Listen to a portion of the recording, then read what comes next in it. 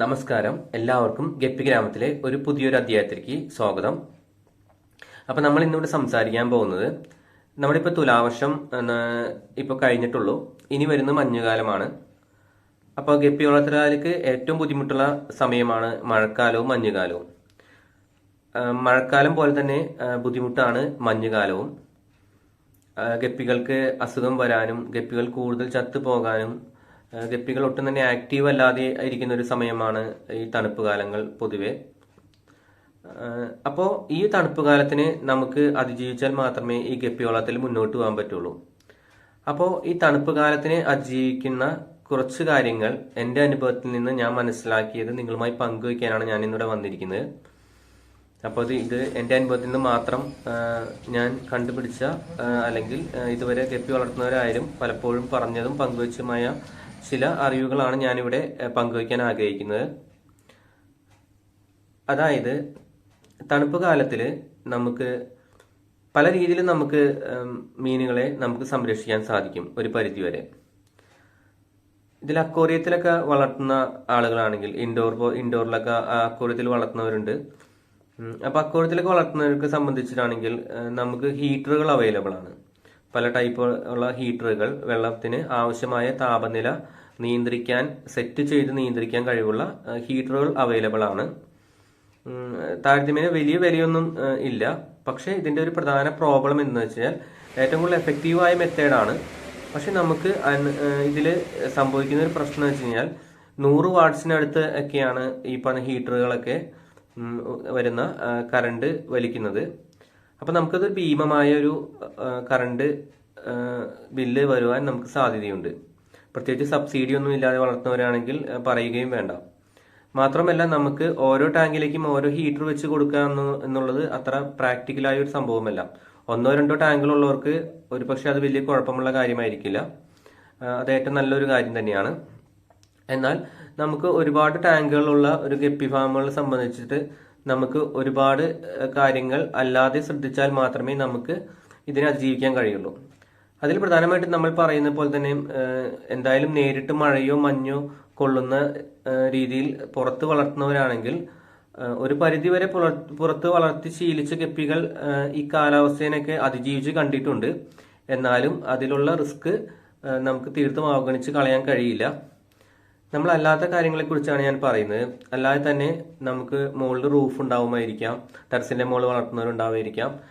അതുപോലെ തന്നെ തുറസായ ഭിത്തികളില്ലാതെ വളർത്തുന്ന ക്ലോസ്ഡ് റൂം അല്ലാത്ത സ്ഥലങ്ങളിൽ വളർത്തുന്നവർക്കാണ് കൂടുതലും ഇത്തരത്തിലുള്ള ബുദ്ധിമുട്ടുകൾ അനുഭവിക്കാറുള്ളത്.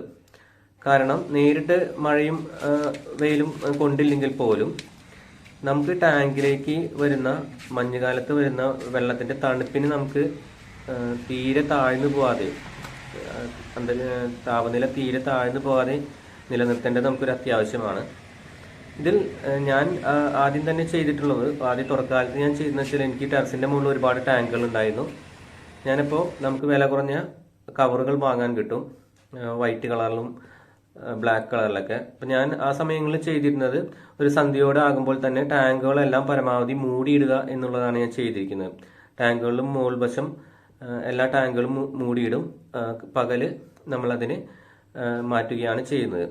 അറിയാലോ, പകൽ നമുക്ക് ധാരാളം സൂര്യപ്രകാശം കിട്ടാറുണ്ട് ഈ അളവിലൊക്കെ. മഴക്കാലത്തെ കാര്യമല്ല ഞാൻ പറഞ്ഞത്, ഇനി വരുന്ന കാലങ്ങളിലാണ് ഞാൻ പറഞ്ഞത്. തുലാവർഷമായാലും നമുക്ക് പകുതി സമയം മാത്രമേ മഴ ഉണ്ടാവാറുള്ളൂ ഉച്ചയ്ക്ക് ശേഷം. അതുപോലെ മഞ്ഞുകാലത്തായാലും കാലത്ത് നല്ല ചൂടായിരിക്കും വെയിലിന്, രാത്രിയാണ് തണുപ്പ് കൂടുന്നത്. അപ്പൊ നമ്മൾ ഒരു പരിധിവരെ നമുക്ക് അങ്ങനെ ടാങ്കുകൾ ഒരുപാടുണ്ടെങ്കിൽ ഇത്തരം വില കുറഞ്ഞ ഷീറ്റുകൾ ഒരു കവർ ചെയ്യുന്നത് കൊണ്ട് നമുക്ക് ഒരുപാട് ഗുണങ്ങളുണ്ട്. അപ്പോൾ പലരും ചോദിക്കും, ടാങ്ക് കവർ ചെയ്ത് കഴിഞ്ഞാൽ നമുക്ക് ഓക്സിജൻ സപ്ലൈ കിട്ടുമോ എന്നുള്ളത്. നമുക്ക് തീരെ വലിയ ടാങ്കുകളാണെങ്കിൽ അത്ര ബുദ്ധിമുട്ടില്ല. മാത്രമല്ല നമ്മളത് മുഴുവനായിട്ട് കവർ ചെയ്താലും നമ്മൾ കാലത്ത് തുറന്നിടുന്നുണ്ട്. എങ്കിലും ഇക്കാര്യത്തിൽ ഒരു ഏറ്റവും നല്ലൊരു ഓപ്ഷൻ എന്ന് വെച്ച് കഴിഞ്ഞാൽ മഞ്ഞുകാലത്ത് നമ്മൾ പരമാവധി രാത്രി ഓക്സിജൻ സപ്ലൈ കൊടുക്കുന്നത് വളരെ ഒരു നല്ല കാര്യമാണ്. കാരണം നമുക്ക് മഞ്ഞുകാലത്ത് മീനുകൾ രാത്രിയിലാണ് കൂടുതൽ അവർക്ക് ശ്വാസം വലിക്കുന്നതിനും മറ്റും ബുദ്ധിമുട്ട് അനുഭവപ്പെട്ടതെന്ന് നമ്മൾ പലരും പറഞ്ഞു കേട്ടിട്ടുണ്ട്. അതുപോലെ മൂടി വയ്ക്കുന്ന ടാങ്കുകളാണെങ്കിൽ നമുക്ക് ഓക്സിജൻ കൊടുക്കുകയാണെങ്കിൽ വളരെ നല്ലതായിരിക്കും. അപ്പം നമുക്ക് മൂടിയിടുമ്പോൾ പ്രശ്നം ഇല്ലതാനും. ഇനി അഥവാ അങ്ങനെ പറ്റാത്ത, ഞാൻ അല്ലാതെയും ഞാൻ ചെയ്തിട്ടുണ്ട്, എനിക്ക് അത്ര വലിയ പ്രശ്നം വന്നിട്ടില്ല. കാരണം നമ്മൾ കാലത്താകുമ്പോൾ അത് ഇടുകയും ചെയ്യുന്നുണ്ട്.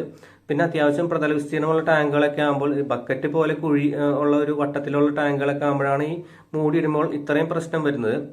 എന്നിരുന്നാലും നമ്മളുടെ ടാങ്കുകളൊന്നും എന്തായാലും ഒരു ഫാമുകളിലുള്ള ടാങ്കുകളൊന്നും അങ്ങനെ ആയിരിക്കില്ല. മുകളിൽ നമുക്ക് അത്യാവശ്യം പ്രതല വിസ്തീർണമുള്ള ഒരു ടാങ്കുകളൊക്കെ ആയിരിക്കും. അപ്പം അങ്ങനെ വരുമ്പോൾ നമുക്ക് അത്ര വലിയ ബുദ്ധിമുട്ട് വരേണ്ടതല്ല. എന്നാലും ഓക്സിജൻ കൂടി തണുപ്പ് കാലത്ത് രാത്രിയിൽ കൊടുക്കുന്നത് വളരെ നല്ലതാണ്. രണ്ടാമത് നമ്മൾ ചെയ്യേണ്ടത്, നമുക്ക് എല്ലാവർക്കും അറിയാം, നമുക്ക് വെള്ളത്തിൽ കല്ലുപ്പിന്റെ സാന്നിധ്യം നമുക്ക് ടാങ്കിൽ ഒരു പരിധി വരെ നല്ലൊരു സംരക്ഷണ വലയമാണ്. നമുക്ക് വൈറസുകളെ തുരത്താനും മറ്റു ബാക്ടീരിയകളുടെ അമിതമായ ഉൽപാദനം തടയാനുമൊക്കെ നമുക്ക് അനുയോജ്യമായ രീതിയിൽ, എന്ന് വെച്ചാൽ ഒരുപാടല്ല, അതിൻ്റെ ഒരു കൈക്കണക്കെന്ന രീതിയിൽ നമുക്ക് ഒരുപാടാകാതെ ഉപ്പിൻ്റെ ഒരു ചെറിയൊരു സാന്നിധ്യം നമ്മുടെ വെള്ളത്തിൽ ഉണ്ടാകുന്നത് വളരെ നല്ലതാണ്. അടുത്തായി പറയുന്നത്, പലരും ടെട്രാസൈക്ലിൻ പോലത്തെ, മെത്തിലിൻ ബ്ലൂ പോലത്തെ മെഡിസിൻസ് ഒക്കെ ആഡ് ചെയ്യാറുണ്ട്. മെത്തിലിൻ ബ്ലൂ ഒക്കെ ആഡ് ചെയ്യുന്നത് വളരെ നല്ലത് തന്നെയാണ്. ഒരു പരിധി കൂടുതൽ ആകാതെ നോക്കണം. നല്ല കൃത്യമായിട്ടുള്ള ഉപയോഗം നമുക്കതിന് മീനുകളുടെ സ്ട്രെസ് കുറയ്ക്കുന്നതിനൊക്കെ മെത്തിലിൻ ബ്ലൂ വളരെ നല്ല രീതിയിൽ എഫക്റ്റീവ് ആണെന്ന് കണ്ടെത്തിയിട്ടുണ്ട്. അതുപോലെ തന്നെ ടെട്രാസൈക്ലിനൊക്കെ ഗുളിക നമുക്ക് വാങ്ങാൻ കിട്ടും മെഡിക്കൽ ഷോപ്പിൽ നിന്ന്. അതിൽ നിന്ന് പൊട്ടിച്ച് നമ്മൾ അതിൻ്റേതുമായ ഒരു ചെറിയൊരു സാന്നിധ്യം വെള്ളത്തിലുണ്ടെങ്കിൽ ഈ പറഞ്ഞ പോലെ തണുപ്പ് കാലത്തുണ്ടാവുന്ന രോഗങ്ങളൊക്കെ ഒരുവിധം ഒക്കെ പ്രതിരോധിക്കാൻ ഏറെ സഹായകമാവും. ഇതുപോലെ തന്നെ അടുത്തൊരു ഇതിലേക്ക് പറയുകയാണെങ്കിൽ, നമ്മൾ മഞ്ഞുകാലത്ത് ചില ടാങ്കുകളൊക്കെ നോക്കുമ്പോൾ നമ്മൾ എത്ര ശ്രദ്ധിച്ചാലും ആ ടാങ്കുകളിലെ മീനുകളൊക്കെ വളരെ ഡിമ്മായിട്ട് നീന്താൻ കഴിയാതെ ഏതെങ്കിലും മൂലയ്ക്കൊക്കെ നമുക്കിങ്ങനെ കട്ട പിടിച്ച് കൂട്ടം കൂടിയൊക്കെ നിൽക്കുന്നത് കണ്ടിട്ടുണ്ടാവും. തീർച്ചയായിട്ടും അമിതമായ തണുപ്പ് തന്നെയാണ് കാരണം.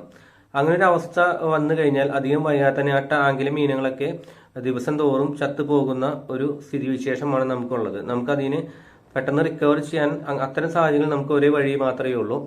ആദ്യം തന്നെ ചെയ്യേണ്ടത്, അങ്ങനെ അത് എല്ലാ ടാങ്കുകൾക്കും ചിലപ്പോൾ അങ്ങനെ വന്നുകൊള്ളണമെന്നില്ല. ചില ടാങ്കുകളിൽ മീനുകളുടെ പ്രതിരോധ ശക്തി അനുസരിച്ചോ മറ്റു ഘടകങ്ങളോ അനുസരിച്ച് ചിലപ്പോൾ വ്യത്യാസപ്പെട്ടിരിക്കും. അങ്ങനെ ഒരു സാഹചര്യം കണ്ടെത്തി കഴിഞ്ഞാൽ ആ ടാങ്കിലെ അടിയന്തരമായിട്ട് വെള്ളം മാറ്റുക എന്നുള്ളതാണ്. വെള്ളം മാറ്റുമ്പോൾ നമ്മൾ മുൻപേ പറയുന്ന പോലെ പൂർണ്ണമായിട്ടും വെള്ളം മാറ്റുക എന്നല്ലല്ലോ.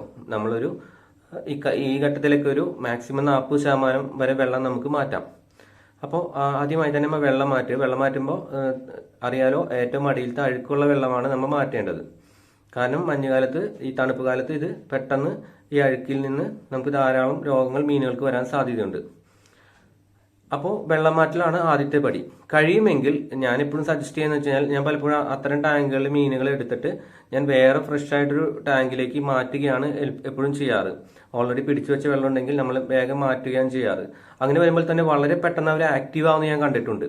കാരണം നമ്മൾ നിലവിലുള്ള ടാങ്കിനെ മെയിൻറ്റെയിൻ ചെയ്ത് വരുന്നതിനേക്കാൾ വളരെ എളുപ്പത്തിൽ തന്നെ ഫ്രഷ് ആയിട്ടിരിക്കുന്ന വെള്ളം പിടിച്ചിട്ടിരിക്കുന്ന മറ്റൊരു ടാങ്കിലേക്ക് ഇവരെ മാറ്റുമ്പോൾ വളരെ പെട്ടെന്ന് അത് ആക്റ്റീവ് ആകുന്നതും ഞാൻ കണ്ടിട്ടുണ്ട്. അതുപോലെ തന്നെ ആ ടാങ്കിൽ ഇനി എന്തെങ്കിലും തരത്തിലുള്ള വൈറസിന്റെയോ ബാക്ടീരിയയുടെയോ അറ്റാക്ക് ഉണ്ടെങ്കിൽ നമ്മൾ അത് എക്സ്ട്രാ കൊടുക്കുന്ന പരിഗണനയേക്കാൾ നല്ലത് ഫ്രഷ് ആയിട്ടുള്ള ടാങ്കിലേക്ക് മാറ്റുമ്പോൾ നമുക്ക് വളരെ 100% എഫക്റ്റീവായിട്ട് തോന്നിയിട്ടുണ്ട്. അപ്പോൾ അഥവാ മാറ്റാൻ പറ്റാത്തൊരു കണ്ടീഷനിലാണെങ്കിൽ തന്നെ നമ്മൾ അതിൽ വെള്ളം മാറ്റുക എന്നാണ് ആദ്യത്തെ പടി. രണ്ടാമത്തെ പടി എന്ന് വെച്ച് കഴിഞ്ഞാൽ, ഓക്സിജൻ ഇല്ലാത്ത ടാങ്ക് ആണെങ്കിൽ അപ്പോൾ തന്നെ ഓക്സിജൻ കൊടുക്കുക. മൂന്നാമത് ഞാൻ പറഞ്ഞതുപോലെ തന്നെ ഉപ്പിൻ്റെ ഒരു നമ്മുടെ വെള്ളത്തിൻ്റെ തോതനുസരിച്ച് 2-3 പിടിയോ, വലിയ ടാങ്ക് ആണെങ്കിൽ അതിനനുസരിച്ച്, ഒരിക്കലും കൂടുതലാവാതെ നോക്കുക. ഉപ്പ് ഇടുക എന്ന് വെച്ച് കഴിഞ്ഞാൽ ഒരുപാട് ഇടുക എന്നല്ല, ഉപ്പിൻ്റെ ഒരു സാന്നിധ്യം ജലത്തിൽ നിലനിർത്തുക എന്നാണ്. അതിനെക്കുറിച്ചൊക്കെ ബേസിക്കായിട്ട് ഗപ്പികൾ വളർത്തുന്നവർക്ക് എല്ലാവർക്കും അറിയാവുന്നതാണ്. ഇനി ഞാൻ അതിലേക്കൊന്നും കൂടുതൽ ഡീറ്റെയിൽ ആയിട്ട് അതിൻ്റെ അനുവാദം വെച്ചിട്ടൊന്നും പറയുന്നില്ല, പരക്കെ പറഞ്ഞു പോകുന്നതാണ്. കാരണം എല്ലാവർക്കും അറിയാവുന്ന കാര്യങ്ങളുണ്ടാവും ഇതിൽ. ഒരു തുടക്കക്കാർക്കൊരു പൊതുവായിട്ടുള്ള അറിവിന് വേണ്ടിയിട്ട് കൂടിയാണ് പറയുന്നത്. രണ്ടാമത് ഞാൻ പറഞ്ഞ പോലെ ടെട്രാസൈക്ലിൻ്റെ ടാബ്ലറ്റ്സ് ഒക്കെ ആണെങ്കിൽ ഒരു ടാബ്ലറ്റ്സ് ഒക്കെ അതിൽ പൊട്ടിച്ചിടുന്നത് വളരെ നല്ലതായിരിക്കും, എയറേഷനോടൊപ്പം തന്നെ. ചില ടാങ്കുകൾ, പിന്നെ അതിനപ്പുറത്തേക്ക് നമ്മൾ അടുത്ത് ചെയ്യണമെന്ന് വെച്ചാൽ, വെള്ളത്തിന്റെ ടെമ്പറേച്ചർ വളരെ താഴ്ന്നിരിക്കുകയായിരിക്കും ആ സമയത്തൊക്കെ. അപ്പോൾ നമുക്ക് വെള്ളം തൊട്ടാൽ തന്നെ നമുക്ക് അറിയാൻ പറ്റും. ഇനിയിപ്പോൾ നമുക്ക് തെർമോമീറ്റർ ഇല്ലാത്ത സാഹചര്യങ്ങളിലൊക്കെ ആണെങ്കിൽ നമുക്കത് വെള്ളത്തിൽ തൊടുമ്പോൾ തന്നെ നമുക്ക് ടെമ്പറേച്ചർ അറിയാൻ കഴിയുമല്ലോ.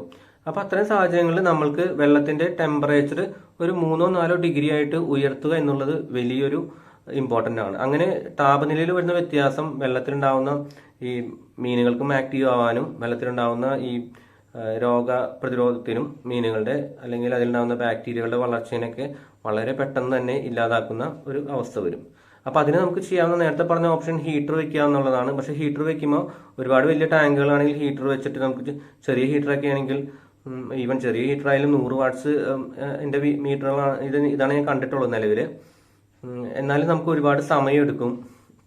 പിന്നെ മൊത്തത്തിൽ അതിൽ വരുന്ന കറണ്ട് ചാർജിനെ കുറിച്ച് ഞാൻ പറഞ്ഞല്ലോ, നല്ല കറണ്ട് ചാർജ് വരും.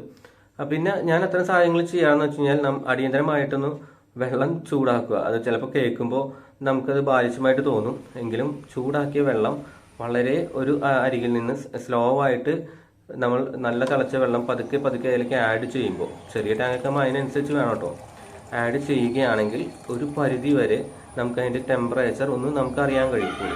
ആ ഒരു ചെറിയ വേരിയേഷൻ നിൽക്കുമ്പോൾ തന്നെ അത്രയും ടെമ്പറേച്ചർ ലോ നിൽക്കുന്നത് ഒന്നല്ലെങ്കിൽ ഏറ്റവും കാലത്തായിരിക്കും അല്ലെങ്കിൽ രാത്രിയായിരിക്കും. അങ്ങനെ ഒരു മാറ്റം വരുമ്പോൾ തന്നെ മീനുകൾ കുറേ ആക്റ്റീവ് ആവുകയും ആ ടാങ്കിൻ്റെ ഒരു താപനില മാറുമ്പോൾ തന്നെ മറ്റെല്ലാ ഘടകങ്ങളെയും ബാക്ടീരിയകളുടെ വളർച്ചേനൊക്കെ വളരെ മിനിമൈസ് ചെയ്യുന്ന ഒരു അവസ്ഥയും ഞാൻ കണ്ടിട്ടുണ്ട്. അപ്പോൾ അത് വളരെ നല്ലൊരു ഉപായം കൂടിയാണ്. പിന്നെ എന്നിട്ടും നമുക്ക് അതിൽ കുറച്ച് മീനുകൾ ആക്റ്റീവ് ആവുകയും മറ്റു മീനുകൾ മാത്രം മാറി നിൽക്കുകയും ചെയ്യുമെങ്കിൽ അവരെ അടിയന്തരമായിട്ട് വേറൊരു ചെറിയ ഹോസ്പിറ്റൽ ടാങ്ക് പോലെ നമുക്ക് വേറെ ഒരു വട്ടകളോ കാര്യങ്ങളൊക്കെ ഉണ്ടെങ്കിൽ അതിലേക്ക് മാറ്റാം, സെപ്പറേറ്റ് ഇട്ട് മാറ്റാം. ഈ പറഞ്ഞ പോലെ അതിലേക്കും ഗ്രാജുവലായിട്ട് ചൂടുവെള്ളം അല്ലെങ്കിൽ അതുപോലെ ചൂടാവുന്ന രീതിയിൽ ഹീറ്ററൊക്കെ, അപ്പോഴാണെങ്കിൽ നമുക്ക് ഹീറ്റർ ഉപയോഗിക്കാനൊക്കെ ഇത്തിരി എളുപ്പമുണ്ടാവും. ഹീറ്ററാണെങ്കിൽ ഹീറ്റർ ഇട്ട് കൊടുത്ത് പതുക്കെ നമുക്ക് റിക്കവർ ചെയ്ത് കൊണ്ടുവരാം. 2-3 ദിവസം നമ്മളത് അങ്ങനെ ചെയ്യുകയാണെങ്കിൽ, ഇത്തിരി ബുദ്ധിമുട്ടുള്ള പരിപാടിയാണെങ്കിലും നമ്മൾ ചെയ്യുകയാണെങ്കിൽ നമുക്ക് ആ മീനുകൾ ഒരു 80% 90% നമുക്ക് രക്ഷിച്ചെടുക്കാൻ കഴിയും.